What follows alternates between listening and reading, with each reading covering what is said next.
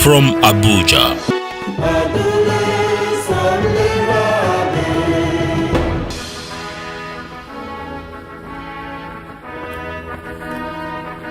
Hello, thank you for being a part of our show.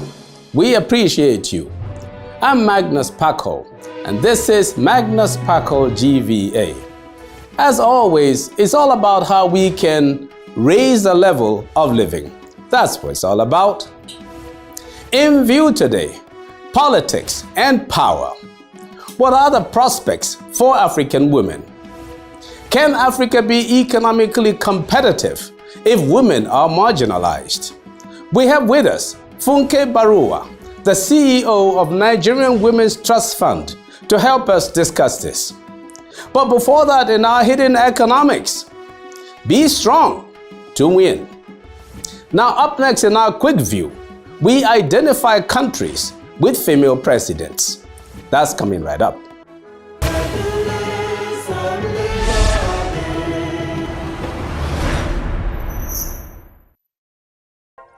According to a story by Enterprise Service, in 1995, women accounted for 11.3% of the world's legislators. At about that time, only parliaments in the Scandinavian countries had more than 30% women. In 1995, only 3 women were heads of state, and only 7 were heads of governments. Today, there are about 15 female heads of government worldwide. In this connection, which of the following countries has never had a female head of government? Germany, India, the United Kingdom, and the United States of America. Which of the following African countries is the second after Liberia to elect a female president? Burundi, Central African Republic, Malawi, and Mauritius. Stay with us for our answers coming up shortly. Still in view, politics and power. What are the prospects for African women? But up next in our hidden economics, be strong to win.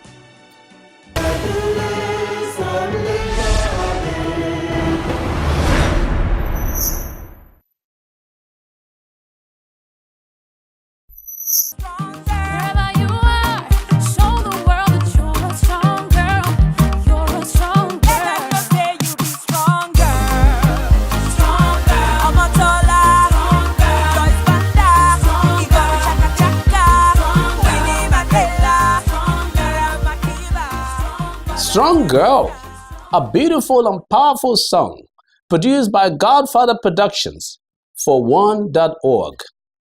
When women talk about being strong, what are they talking about? Are they talking about physical strength, emotional strength, economic strength, or say political strength? Okay, let us talk first about physical strength. Most personal trainers suggest that women should be strong because, contrary to some notions, women are actually capable of great physical strength. Too often, women limit themselves by thinking strength training is for men or that it will make them look like men. Trainers indeed suggest that women need to realize that when they focus on being physically strong first, they will also achieve so much more. A trainer once asked, why not be able to lift and move things that need to be moved instead of having to wait for a man to assist you? So hey ladies, don't fear bulking. It won't happen. That's what the trainers say. You will just look good. To be emotionally strong means you are emotionally resilient. That means you may feel emotional pain, but you have learned how not to overreact by it. In other words, you must have emotional regulation and know how to deal with your past experiences that may impact present or future social behavior. On economic and political terms, women to be strong are acquiring skills and preparedness like their male counterparts. Women, like men, demand economic and political goods and services. In simple economics, demand is a relation expressing the amounts of a commodity that buyers would be willing and able to purchase at various prices during a given period of time, all things being equal. So for women to get political and economic commodities like men, they must have not just the willingness, but also in equivalent fashion, the ability, which means they must be strong in skills, readiness, and determination to succeed. Our hidden economics for you. I'm a queen, I'm a star.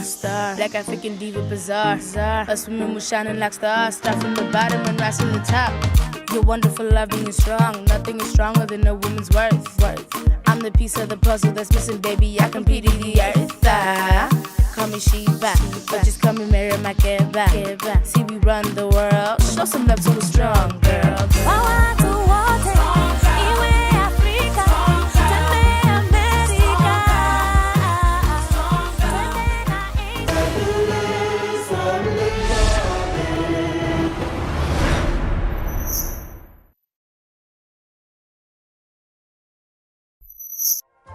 Before we start our discussion, here are our quick view answers.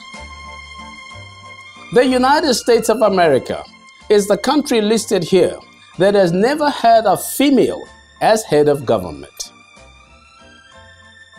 Mauritius is the second country after Liberia to have an elected female president.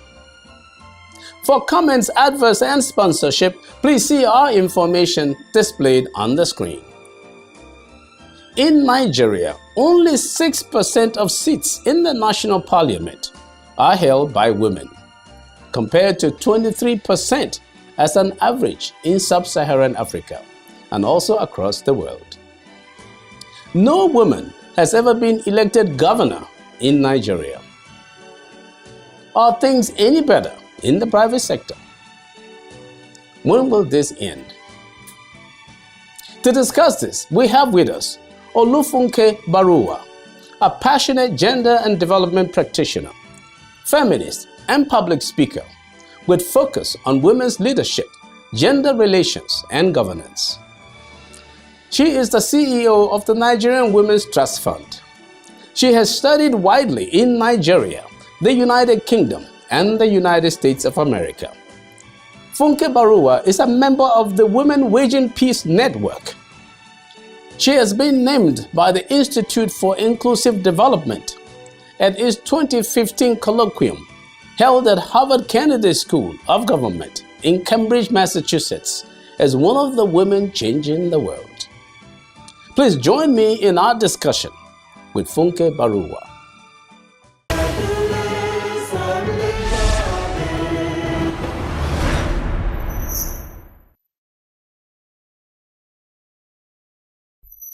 Okay, Funke, welcome to our studios, our Magoni studios. Very happy to have you on our show. Thank you for having me. Thank you very much. Now, there's something called 2019 that's coming. Nigerians are very aware of 2019 coming. A new round of elections and all of that. And I imagine that women are going to be ready. I hear that in Nigeria, only about 6% of parliament is women, compared to like 23% for other African countries. So, you've been championing efforts in this area, looking at gender balancing and those kinds of issues. So as far as you are concerned, when you look towards 2019 and these things that are going to be happening, what is the nature of preparedness for women? What are the things that women are looking at as their key issues? Is it representation? Is it particular issues? What are the big things for women as we start to look towards 2019? Thank you. I think that's a very critical question. When you say our level of preparedness, I would want to say that, well, the stakes are higher now. We've lost quite a number of women from 2007 when we had our highest percentage, and that was 11% of women in parliament. Now the stakes are higher because we've lost, we're just 5.5, not even up to 6%. We have just 7 women in the Senate, 20 in the House of Reps. Nationally, we have 991 legislators and we just have 59 women in all the states. We've got about 15 states with not even one woman in the state parliament. So that's very, very strange for a country that should be leading in Africa. The regional average for representation of women in parliament is 19%. We're way below that. The region meaning West Africa? West Africa, okay. yes, 19%. Yeah. We're way below so that means they do a little better in East Africa than in West Africa. Of course. Okay. We have countries like Rwanda with over 40, 50%. Yes, absolutely. Yeah. So for level of preparedness, I would say now we know that the stakes are higher and we need to do something to begin to reverse the trend. Like I said earlier, it was from 2007 that the numbers started going down. And I think women now know they need to start early. They need to begin to build alliances and networks across political divides. There's one thing we're doing right now with the women, and we're saying women have one party now, and it's the Women's Party of Nigeria. So we're having women supporting each other across party lines. If a woman is coming up for re-election, no matter what the issue is, and you are in that state, you must even if the woman is no good, once she's a woman, we just support her. Well, the issue is that the goalposts always change for women.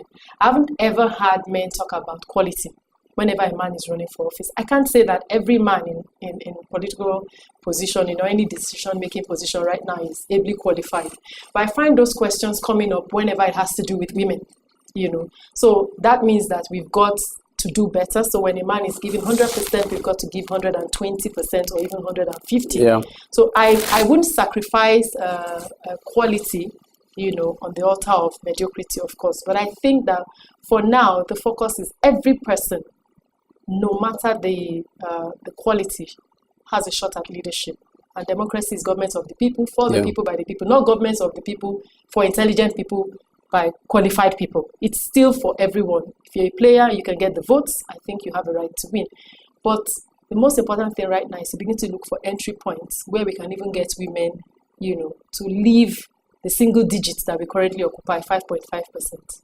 So this 5.5%, what's caused it? I mean, is it because women are not prepared? Women don't have the skills to be able to be there. Women are not politically strong enough, economically strong enough, socially strong enough, or somebody is restraining them. Somebody is pushing them back. What causes? Why is it that it's 5.5% when the regional average, as you said, was 19%? We're 5.5% in Nigeria. What was the reason for that? I think that we need to first look at the issue from the perspective of political will.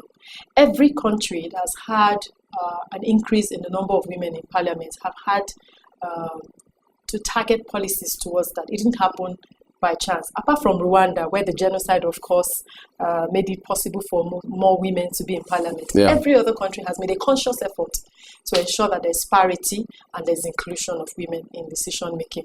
Until Nigeria decides to do that, we'll continue to have this downslide.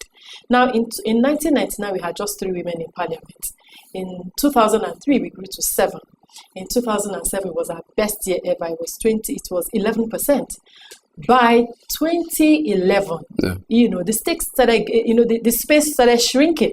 More people became aware. Even in 1999, most of the elites weren't interested in politics. We left it to just anyone who was interested. People weren't very aware. By 2011, the awareness came on board. And of course, you mentioned money. It became a game of numbers and money. And a lot of women do not have the kind of resources. And when I say resources, not just financial resources, they're talking about networks and alliances and negotiations that go on in political parties. When these negotiations come in, women are not even at the table at all. And when you're not at the table, you're taking decision, you're probably on the menu. So, Okay, but that's now the point I'm trying to make is this: that is it because the women feel that they are not capable? No, not at all. So it is that people, they're trying to run. They're trying to run. But what's happening? I'm coming to the point of internal party democracy. The political parties themselves haven't come to the realization that men and women are both equal partners and players in the game. Now, the parties are the ones who give you the tickets to run. Yeah. So what has happened in the past is they'll say, okay, women come, pick up tickets, nomination forms and all that, and don't pay. When it comes down to it, that in itself is a catch-22 situation, because I've heard from women that when it now comes to selecting a candidate or nominating a candidate to run for a particular office, the women become the fall guys, because they'll tell them, no, you didn't contribute, you didn't pay for your party ticket. So internal party democracy for me is key, for the parties themselves to recognize that we need to give create spaces for women, have entry points for women to even come and pass. So it has. But why do you think that? Why would parties do that in Nigeria now? That is where it is dominated by men. Why would men sit down and just say, "Well, we're looking for women. We need to have women to be." Why would they do that? But for the sake of getting what? As far as the men are concerned. Well, we started selling the ideology that men and women bring different things to the table. Yeah. And we probably are where we are today because we've been taking decisions from one side of our brain, and only a few set of people have been taking decisions. Women bring something unique, something special and different to the table. I think first we need to recognize the uniqueness that women bring to the table as decision makers, that we're complementary partners in nation building. Yes. And if we are preaching sustainable development, sustainable growth, and then we should think of bringing everybody along. It's just like even for persons with disability, they are part of the country. And if we want to practice democracy in the actual sense of the word, everyone should be on the table. That brings me to the issue of political will. We need an electoral law that actually makes provision for vulnerable persons to participate in governance. When you make it a priority of government and you make it a law, political parties will fall in line. They would have no. But I like the point that you made, that we want to bring women in so that we can be better off. Exactly. Because that way, basically, we're utilizing all of our resources. Maybe our men folk don't quite get that yet. That we need to optimize the use of our resources. Let's use everybody. Let's make sure that the women are contributing, because there are some things that they can bring to the table that the men are not bringing to the table. So, and that also means perhaps that we need to have standout women. Do we have that? Like women that stand out in society to say, hey, this is what I can do, either because they have the money or because they've got the intellect or because they've got something. Is that an issue that we're looking at? Okay, we want women to be there, but just like with men, sometimes when we're looking at presidential candidate, we say, who are the people? Do people say where are the women? Is that discussion, does it happen? Well, are we having that conversation? It's been happening for years. In fact, in one of the southwest states, we heard of a governor who once said that he needed 5 female commissioners and he couldn't find women who were capable, who were available, those 2 words. And when women cried out, he said the women who actually were part of his campaign were mostly the market women, and that they didn't have the kind of capacity he needed for them to be commissioners. And so those questions always come up. But in defense of that, what we say is that we've got these women. We just need to identify these women, not necessarily to find them. My office, for instance, has been doing something. We've been profiling women whom in all sectors, in power, oil and gas, finance, in all sorts of sectors, and high players that are women, that we could say these are professional women that could run for office. They might not necessarily be interested in politics for now. But that's the problem, because they have to. That's the point I'm trying to make. They have to come out interested. No, but you have to say I am before people say thou art. So let the women come out and say I want to run. People don't know. So let me use myself as an example. Yes, I was going to come to you because I know you're going to run for office. You have to run for office, but go ahead. 5 years ago, I would never be working in an office that had something to do with women's political participation. I've always worked on inclusion of women and girls in ICT, education, healthcare, but politics, no. But then I had, what would I call it, an epiphany one day, and I said, you're just beating a dead horse. If you really want changes in this sector, if you really want women not to get the short end of the stick like we're currently getting in all these sectors, then you need to be at the policy level. You need to be playing with the big boys. You need to be working with policymakers and pushing more women who can advocate for social issues, because men are more economic in nature, but women are more social in nature. Absolutely. So if you want to build social infrastructure, you want government to focus on issues that actually impact on the lives of people, then you need to get the kind of leaders that will do that. And unfortunately for us, the process that turns up our leaders is very flawed. So it's flawed in the sense that the people who can actually do good for our country don't get there. On that note, I want to thank you so very much. Thank you for having me. You are wonderful. Thank you. Great job. Thank you. Thanks so much. Thank you.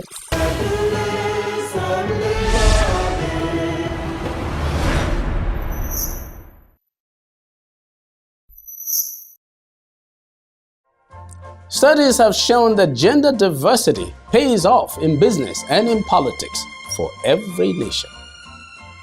With particular attention to business, companies with higher percentages of women on corporate boards perform better than those with all-male boards. Indeed, the economic case for getting more women into the workforce and more women into top jobs is overwhelming. In general, countries will be able to reach their economic and employment goals only when they make full use of all their human resources. Every country in Africa must make this understanding an essential part of its economic plan. Unfortunately, some institutions have overplayed the situation of labor market discontinuity, where women take time off to have and nurse babies.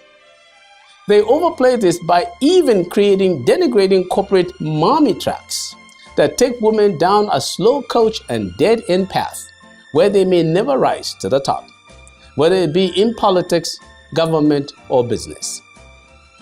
There is no doubt that cultural biases and social inertia have reinforced the glass ceiling against women. This so-called glass ceiling effect is seen in limited occupational upward mobility, outright economic exclusion, poor access to financial systems, limited participation in political and public life, weak access to education, and poor retention of girls in schools. The glass ceiling can also be reinforced in more perverse ways, including gender-based violence, harmful cultural practices, and social exclusion. Indeed, these kinds of practices are the major standing barriers to achieving gender equality and a faster pace of economic growth across Africa. As we have already stressed, the most important determinant of a country's competitiveness is its human resources, which include the skills, education, and productivity of its workforce. Therefore, since women account for 1/2 of the potential talent base in any country, it would seem irrational not to see that a nation's competitiveness hinges on how it educates and utilizes its women. Even so, in the final analysis, women have to be strong and powerful in preparation to taking leadership roles. I know many men are ready to provide support, but nothing comes easy. I'm Magnus Kpakol, and that's my view.